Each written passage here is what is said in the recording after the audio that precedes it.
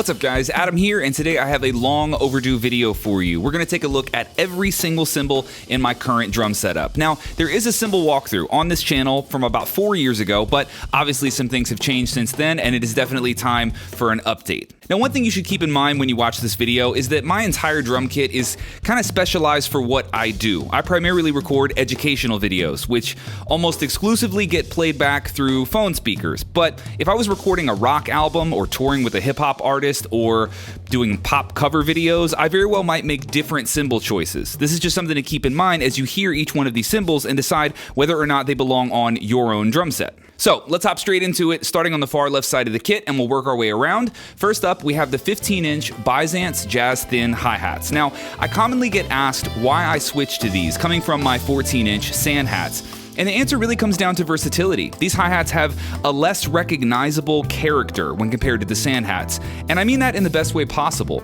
They're buttery smooth with just the right amount of articulation, and they sit incredibly well against almost every genre that I play, ranging from jazz to funk and even metal.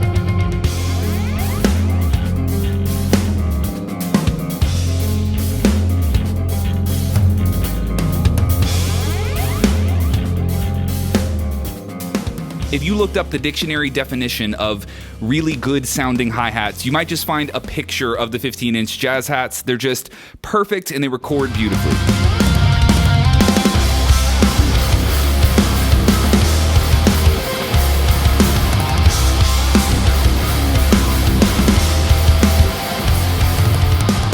Up next, we have a cymbal that has been on my kit since day one, and that would be the 19-inch Byzance Extra Dry Thin Crash. Very long name.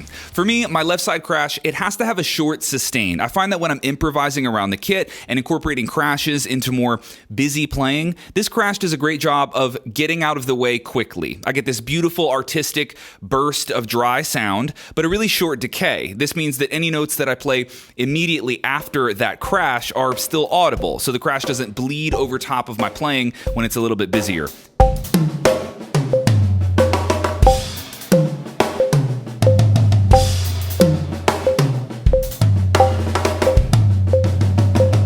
Now keep in mind that this is likely the least versatile cymbal on my kit. It's a highly specialized, unique sound that just isn't meant for everything. But if you're into the more artistic, dried out, breathy kind of sound of this cymbal, it can really add a cool texture, especially to genres like funk and even R&B.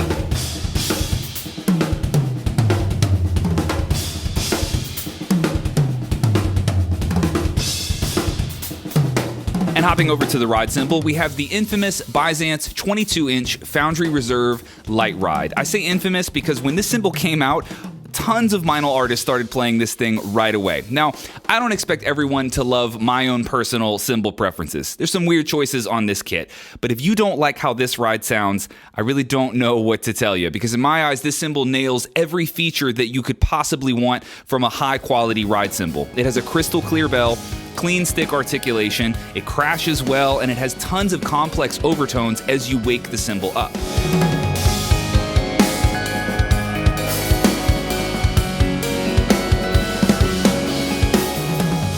I've yet to find any genre or style that this thing doesn't work for, and it very well might be my favorite cymbal on the entire kit. It's truly one of Meinl's masterpieces, and I can assure you, I'm not the only drummer who feels that way.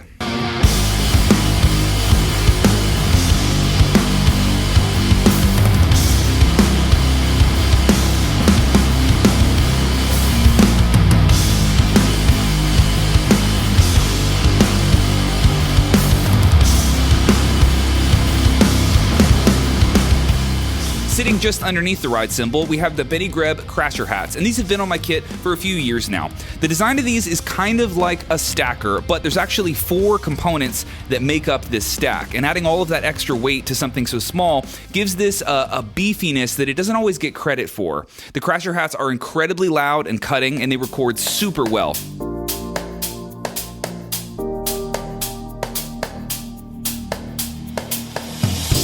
I tend to use these for things like trap grooves or even more funk-oriented grooves where you have a lot of busyness on the hi-hats. It just gives you an alternative sound to explore kind of in those worlds. If you're at all interested in exploring an alternative hi-hat sound, these things are absolutely killer and they're a ton of fun to play around with. They also come with their own mounting hardware, and because they're so small, they're really easy to mount in weird places around your kit, so it's just a lot of fun to toy around with them.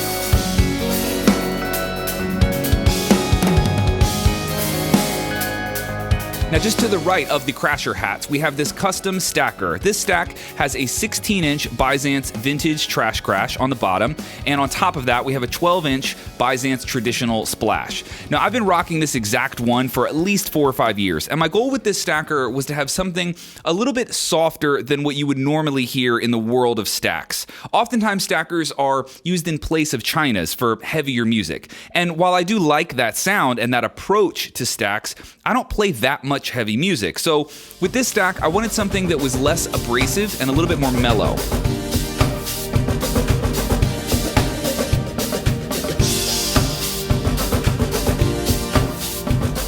While this stack is a little too soft-handed to work for straight up rock and metal, I do find that I can use it for a lot of other genres because it's not so cutting and crunchy. It just sits really well inside of different drum mixes.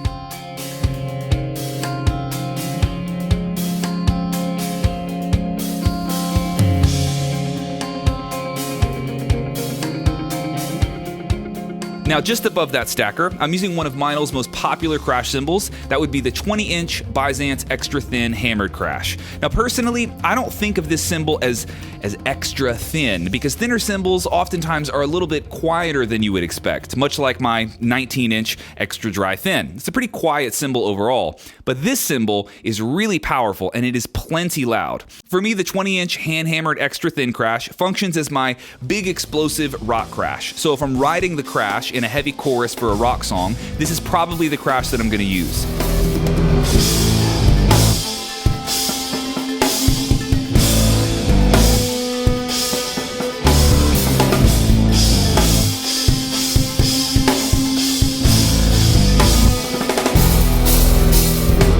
Now the decay on this cymbal is somewhat short, but the initial explosion that you get off of that first strike is just massive. So it's got all the horsepower that I need for those bigger explosive moments in the music. Now the fact that this cymbal is on the thinner side means that it's a little bit less prone to cracking, which is nice for a cymbal that I have mercilessly beaten for several years now.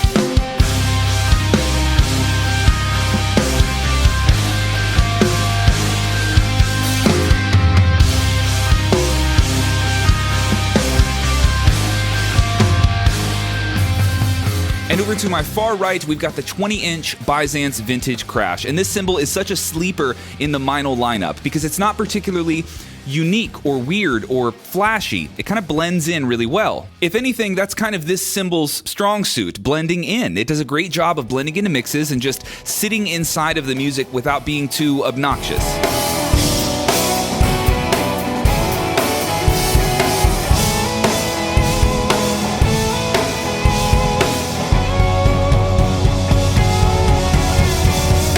Now, the Vintage Crash is a little bit slower to wake up, and I would not describe it as powerful or explosive or cutting or sharp. It's much more on the buttery, warm, soft side. It has a really soft, mellow attack, but really pleasant overtones that, again, just sit inside of mixes beautifully. It does have a slightly longer sustain than my other crashes because it's a little bit thicker, but I would still consider it a relatively short crash cymbal overall. It quiets down very quickly after you hit it.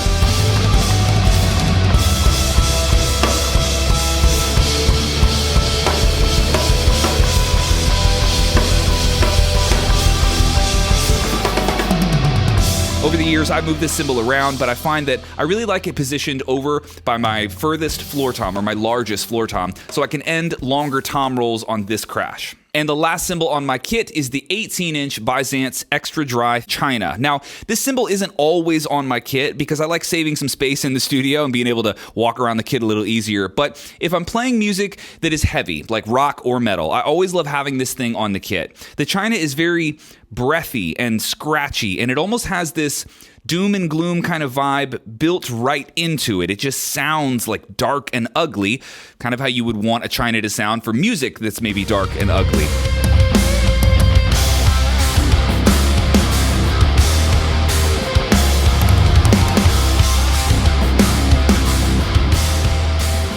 Now, because it's so thin and so dry, it's not going to have the same cut as a brilliant China would, but it makes up for that with volume. The initial punch of this China is still super, super powerful. It's very loud, and I've never had an issue recording this thing. It explodes with this hot, angry breath, and then it quickly gets out of the way, which is actually what I love about this China. Sometimes Chinas can just be a little bit overwhelming. I will say that this particular China probably better suited for studio recordings than for live playing, but I've done both, and I think it sounds amazing.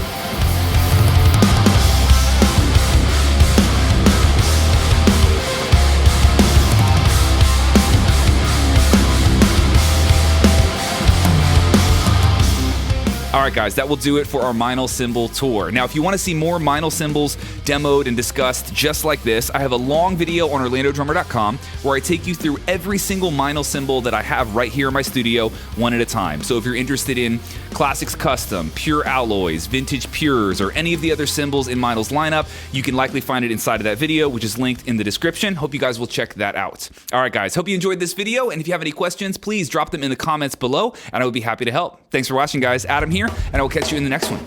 Later.